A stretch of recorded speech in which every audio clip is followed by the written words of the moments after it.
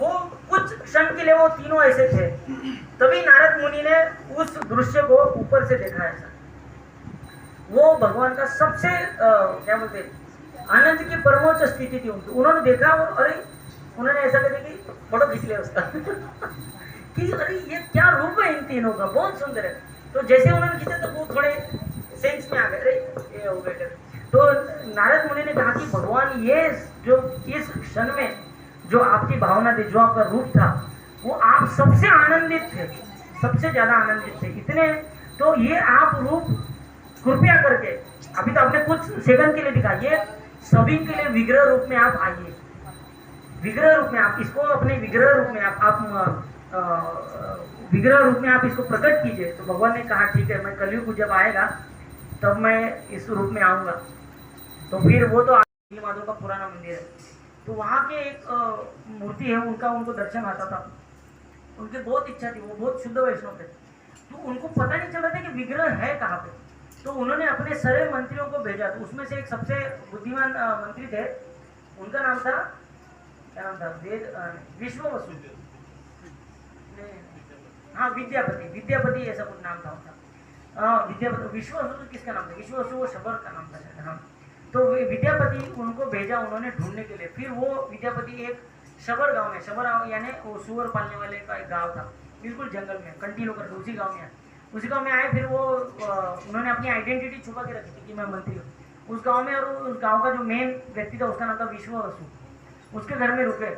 और वो देखते थे कि हर सुबह जो है वो व्यक्ति जाता था दिन में और बहुत प्रसन्न चित्त होकर आता था। फिर उसने पूछा, उनकी बेटी थी, उनसे वो विद्यापति जी का थोड़ा मैत्री भाव प्रेम भाव हो गया थोड़ा। तो उन्होंने अपने उनको पूछा, तो बोले कि जंगल के अंदर ना बिल्कुल खुफिया जगह की एक मूर्ति है नील माधव जी का, मेरे पिताजी वहां जाकर उनकी पूजा अर्चा और भोग लगाकर आते हैं। तो अरे बोले मेरे राजा को यही तो ढूंढना है इतने सालों से यहाँ पे मिल गया। तो फिर वो बहुत महीनों तक उसी गांव में रहते हैं और वो जो मुखिया रहता है, मुखिया की बेटी से शादी करते हैं और वो रिक्वेस्ट करते हैं मुझे एक बार लेके जाओ। बोलते नहीं नहीं मैं किसी को भी नहीं लेके जाता। तो आंखों पे पट्टी बांधकर फाइनली वो एग्री करते हैं। तो वो क्या करते हैं, वो मोरी के दाने, सरसों के दाने डाल डाल के फिर दर्शन करते हैं।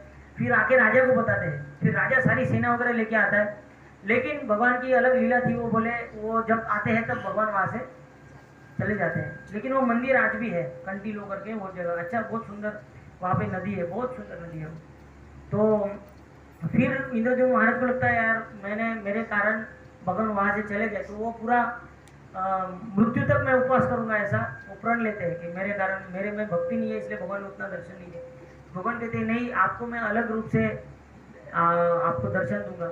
आप अपनी वो पश्चिम के तट पर, उड़ीसा के तट पर, जगन्नाथपुरी के तट पर एक बड़ा सा लकड़े का ये आएगा, 3 टुकड़े आएंगे, उनको आप लेना और फिर उनसे एक ये आएगा विश्वकर्मा, एक बहुत बूढ़ा ये आता है, क्या बोलते हैं उसको, कारपेंटर, उसको हिंदी में क्या कहते हैं, सुतार आएंगे और वो मेरा विग्रह आपको बना के देगा। तो फिर पूरी सेना लगती है और वो आते हैं लकड़े, फिर उनको लेके वो विश्वकर्मा जी एक रूम में जाते हैं। बोलते मैं कुछ 14-21 दिन का टाइम देते हैं कि इतना दिन में मैं रेडी करूंगा और बीच में कोई डिस्टर्ब मत करना। तो रोज आवाज आती थी टक टक टक टक टक टक टक टक, लेकिन 21 दिन बाद वो आवाज बंद हो जाती है। तो इनको रहा नहीं जाता ये है कि नहीं है कि नहीं है। तो फिर समाव वो गुंडीचा रानी, उनकी इंद्रदेव महाराज की पत्नी थी, उनकी ये होती प्रबल इच्छा, तो खोल देती है वो। तो विश्वकर्मा जी चले जाते हैं और मूर्ति ऐसी लगती है कि आधी अधूरी है। तो फिर इंद्रदेव महाराज को और दुख होता है कि मेरे उत्सुकता के कारण ये मूर्ति भी पूर्ण रूप से नहीं बनी।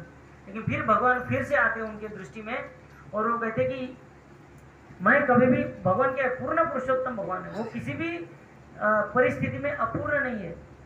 भगवान के जगन्नाथ भगवान के पैर नहीं है, लेकिन वो रथ यात्रा के तौर पर ये अकेले भगवान है जो घर घर गली गली में जाकर घूम के आते हाँ, उनके हाथ नहीं, लेकिन वो दिन भर खाते रहते उनको ये है कि तो जगन्नाथ जी फिर इस तरह से, जगन्नाथ जी फिर इंद्रद्युम्न महाराज के सपने में आए और उन्होंने कहा कि नहीं, ये मेरा पूर्ण रूप है और मेरा प्रेमावेश का आवेश है, मेरा प्रेम स्वरूप, आनंद स्वरूप, मेरा जो सबसे विस्मयकारी, और इस क्षण में मैं सबसे ज्यादा आनंदित इसमें हूँ। इसलिए आप देखना जगन्नाथपुरी में विधि विधान उतने स्ट्रिक्ट नहीं है। एक बार ऐसा कहते हैं कि मध्वाचार्य जो बहुत स्ट्रिक्ट है, आप उडुपी में जाना इतना स्ट्रिक्ट नियम है डीटी वर्शिप का, ऐसा चाहिए वैसा चाहिए। बहुत बहुत साउथ में जाइए, उडुपी में जाइए, तिरुपति में जाइए, तो वो गलती से आ गए थे उधर, उन्होंने सोचा अरे यार ये कुछ गलत चल रहा है जगन्नाथपुरी में, तो भगवान ने एक अगले दिन उनको भेज दिया, बोले इधर मत आओ, यहाँ पे अलग रस है, मेरी भावना अलग है, यहाँ पे आप डिस्टर्ब मत करो। एक बार पुंडरीक विद्यानिधि जो गदाधर पंडित जी के गुरु महाराज है, और ऐसा कहते हैं ऋषिभानु महाराज के ये है अवतार है, उन्होंने एक बार गलती से एक पंडा को एक वस्त्र भगवान को चढ़ाना था। ऐसा कहते कि जो सिल्क के कपड़े रहते हैं ना, पहले उनको धोना चाहिए, उसके बाद ऑफर करना चाहिए, तो नए नए कपड़े डायरेक्ट उसने ऑफर कर दिए, तो उन्होंने सब मन में थोड़ा अपराध किया, अरे यार ये ऐसे कैसे पंडा है, ऐसे कैसे कर रहा है, भगवान को डायरेक्ट ऑफर कर रहा है। तो उस दिन रात को जगन्नाथ जी आया और एक दिन आपसे लगाया उसको, अगले दिन पूरा काल सूझा था। चैतन्य महाप्रभु बोले क्या हो गया, बोले आप ही आके मेरे को मारे, मुझे क्या हो गया।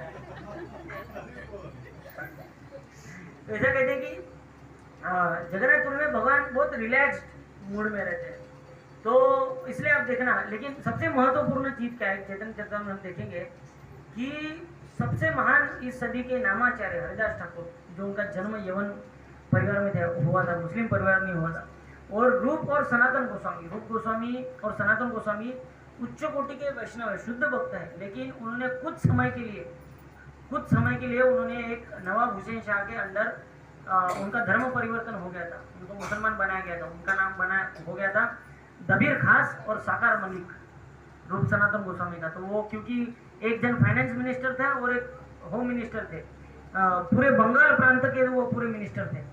क्यों? क्योंकि राजा ने बोला देखो तुम दोनों अगर मंत्री नहीं बने, तुम दोनों अगर कन्वर्ट नहीं हुए, मुस्लिम नहीं बने, तो मैं सारे हिंदुओं को मैं कत्लेआम कर दूंगा। वो दोनों बोले नहीं नहीं नहीं हम, तो उन दोनों ने धर्म परिवर्तन, लेकिन हृदय से वो हमेशा शुद्ध भक्त ही थे। लेकिन जीवन के अंत में फिर कुछ समय बाद फिर उन्होंने संन्यास लेकर वो भाग गए। वो कभी खुद जगन्नाथ जी के, क्योंकि जगन्नाथ मंदिर में आज भी मुस्लिमों को, अलग धर्मियों को अंदर प्रवेश नहीं है। अभी कोई बोलेंगे ये तो डिस्क्रिमिनेशन है, इसका कारण ये भी था क्योंकि जहाँ जहाँ भी प्रवेश दिया गया उस मंदिरों का खंडन कर देते थे वो लोग। इसलिए मंदिरों के संरक्षण के लिए कुछ सालों पहले ये नियम बनाए गए। इसलिए मंदिर क्यों टूटे इतने इंडिया में, ऐसा कहते ना 35,000 से 40,000 मंदिर है कुछ ऑन रिकॉर्ड जिनको तोड़ा गया। तो इसलिए फिर जो बचे ना मंदिर, उन्होंने फिर नियम कर दिया, अरे भाई लोग इनको अगर अंदर आने देंगे तो अंदर फिर तलवार वलवार लेके आएंगे, फिर हिंदू बनकर अंदर आते थे, फिर अंदर आके फिर तोड़फोड़ करके फिर मंदिर को लूट के चले जाते थे। इसलिए फिर तब से वो नियम चालू हुआ, नहीं तो पहले ऐसा नियम नहीं था। ऐसा कहते 12वीं 13वीं सदी से जब ये मुगलों का आक्रमण चालू हुआ, जब उन्होंने मंदिर तोड़ना चालू किया, तब जो बड़े बड़े मंदिरों ने फिर ये किया कि इनको आने ही नहीं देंगे, फिर हम बाहर से बाहर उनका रक्षण करेंगे। तो इसके लिए ये, लेकिन कहने की बात क्या है कि खुद स्वयं चैतन्य महाप्रभु की वहाँ पे जगन्नाथ जी के 50 फुट दूर गरुड़ स्तंभ करके एक स्तंभ है, वो आज भी देखना, वो ऐसा बिल्कुल परफेक्ट सर्कल नहीं है, वो पूरा ऐसा लगता है कि पिघल गया है। एक व्यक्ति आलिंगन देने के बाद कैसे पिघलता है, वैसे आज भी वो पिघल गया था। ऐसा वो प्रेमावेश से, उनके प्रेम के गर्मी से वो गरुड़ स्तंभ जो है पूरा पिघल गया। तो भगवान गरुड़ स्तंभ से दर्शन लेते, तो सोचते थे कि जगन्नाथ जी, गरुड़ जी उनके शुद्ध भक्त हैं, तो गरुड़ जी का दर्शन लेंगे तो वो मेरा भी दर्शन लेंगे, ये उनकी भावना थी। तो हमें भगवान का दर्शन करने के लिए नहीं जाना है, हमें भगवान को अपना दर्शन देने के लिए जाना है। हम भगवान का दर्शन करने नहीं जाते, हम खुद को भगवान को दिखाने जाते कि भगवान देखो मैं कितना पति, तो कुछ थोड़ी तो दृष्टि रखो इस दृष्टि से हमें जानते। ये चैतन्य महाप्रभु की भावना थी। तो और रूप गोस्वामी, सनातन गोस्वामी और हरिदास ठाकुर, तो उनको वो किसके लिए जाने जाते, वो दीनता के लिए जाने जाते, वो नम्रता के लिए जाने जाते। वो इतने अमीर थे पहले और इतने भक्ति में भी इतने महान थे, फिर भी वो क्या करते थे, जगन्नाथपुरी में वो सार्वभौम भट्टाचार्य जी का घर आज भी है, तो सिद्ध बकुल जहाँ पे वो रहते थे, वहां से जाने का 2 रास्ते हैं, एक मंदिर के सामने से है और एक पूरा समुन्द्र से होके। उनको क्या लगता थी, अरे हम अगर मंदिर के सामने से जाएंगे तो मंदिर के जो जगन्नाथ जी की सेवा करने वाले जो पुजारी लोग हैं, उनको अगर हम दिख जाएंगे तो वो दूषित हो जाएंगे, इसलिए वो लंबा रास्ता चुन के वो रेत से चल के आते, जबकि वो रेत बहुत गर्म रहती है। आजकल भी जाओगे आप, और तभी वो ऐसे हमारे सैंडल वगैरह पहन के नहीं चलते थे। तो उनकी दीनता देखिए। तो हमें जगन्नाथ जी के लीलाओं तो बहुत है, मैं उतना इसमें नहीं जाऊँगा, बट मैं ये गुण मुझे बहुत पसंद आता है उनका, कि इतना उनमें दीनता थी। लेकिन क्योंकि उनमें इतनी दीनता थी, चैतन्य महाप्रभु हर दिन सुबह दर्शन लेने के बाद इन तीनों को मिलने सिद्ध बकुल जाते थे। तीनों मीन्स अगर हमें उस लेवल का भाव है, भक्ति भाव है, तो यह न कहना प्रकार है ना, भगवान खुद हमसे मिलने के लिए आते हैं। तो ऐसा करके आज भी वहाँ पे भगवान को सुबह सुबह दातुन में बबुल का वो पेड़ का वो दातुन देते थे। तो एक बार हरदास ठाकुर धूप में बैठे थे, चैतन्य महाप्रभु दातुन लेके आए, जगन्नाथ जी का दातुन लेके आए, तो दातुन उन्होंने ऐसा गाड़ा उधर, उधर के उधर ऐसा पेड़ बन गया बबुल का। आज भी वो बकुल, सिद्ध बकुल, उस एरिया का नाम पड़ गया, अभी सिद्ध बकुल पेड़ है वो, ऐसा कहे होते वो। आज भी वो भजन स्थली है।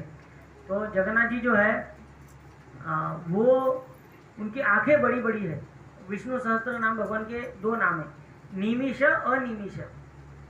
विष्णु सहस्त्र नाम भगवान के बहुत 1000 नाम है, उसमें से दो नाम है, निमिष अनिमिष है। इसका मतलब है जो हमेशा आंख बंद रहती, और दूसरा नाम है जिसकी हमेशा आंखें खुली रहती। तो जो भगवान रंगनाथ के स्वरूप में, रंगनाथ स्वामी श्रीरंगम में है, वो हमेशा ऐसे सोए हुए, आधी आंखें बंद है उनकी। और जगन्नाथ को तो पलके ही नहीं है, तो वो तो बंद ही नहीं करते। तो ऐसा कहते भगवान निमिष कब है, वो सब अपनी आंखें बंद कब करते, जो भक्तों की गलतियां देखने का समय आता है तो भगवान आंखें बंद कर देते। और भक्तों में कुछ अच्छा गुण देखने का बात आता है तो भगवान फाड़ फाड़ के देखते। अरे नहीं नहीं, जैसे पूतना जब भगवान को विष पिलाने आई तो कितना दुर्गुण है, कोई क्या सोचेगा, लेकिन भगवान ने क्या सोचा, नहीं मुझे कुछ तो देने के लिए आए, भले विष क्यों ना दे, लेकिन मेरे लिए देने की भावना तो है। क्या अहो बकीयम कलकाय कूटम, वो क्या श्लोक में भूल गया, बहुत सुंदर श्लोक है। अहो बकीयम, बकी यानी पूतना का नाम था, अहो बकीयम कलकाय कूटम, कि उसने ये क्या भगवान की कृपा की क्या सीमा है, कि जो स्त्री उनको अपने स्तन पे विष लगा कर आई, उसको भी उन्होंने गोलोक में अपने माँ का दर्जा दिया। क्यों? क्योंकि ये मेरे लिए कुछ तो देने को है। तो जगन्नाथ जी का स्वभाव ये कि वो छोटी छोटी अच्छी चीज देखने को जाते, इसलिए कहते हैं कि भगवान अपना हम कितना करते हैं वो उस हिसाब से नहीं देखते, हमारी क्षमता कितनी है और उस क्षमता के अनुसार हम कितना दे रहे हैं। जैसे कोई अगर 1 रुपया दे रहा है, कोई अगर 1 लाख रुपया दे रहा है भगवान को, तो पुजारी क्या देखेगा, अरे ये 1 लाख दिया है तो वीआईपी ट्रीटमेंट देना चाहिए, इसको ये देना चाहिए, ये 1 ही रुपये दिया, ठीक है इसको चरणामूर्ति के भगाओ। हाँ, ये भौतिक दृष्टिवादी व्यक्ति कर सकते हैं, भगवान क्या है। लेकिन अगर 1 रुपया देने वाले की क्षमता देने 1 रुपया ही थी, तो भगवान के लिए उसने 100% दिया, क्योंकि कैपेसिटी उसकी 1 थी। और 1 करोड़पति वाला, करोड़ उसकी क्षमता थी, लेकिन उसने 1 लाख दिया, तो उसने सिर्फ 1% दिया। तो भगवान कितना आप कर रहे हो भक्ति में, जैसे कोई 16 माला कर रहा है, कोई 8 माला कर रहा है, कोई 4 माला कर रहा है, भगवान आप कितना माला करो, क्या करो, उसके हिसाब से उसकी कितनी क्षमता है। उसकी कोई दिन भर लुका बैठा इतना फ्री, उसकी 64 माला करने की टाइम है, लेकिन वो 16 भी नहीं कर रहा है, 2 माला कर रहा है। तो भगवान बोलते हैं इसकी क्षमता है लेकिन कर नहीं रहा है, समझे ना। तो इसलिए हम कभी भी भौतिक दृष्टि से, हम बाह्य दृष्टि से क्या कार्य करते हैं ये मैटर नहीं करता भगवान को। भगवान को क्या मैटर, हम किस भावना से करते हैं, हम हमारी क्षमता का हम कितना परसेंटेज दे रहे हैं वो मैटर करता है। इसलिए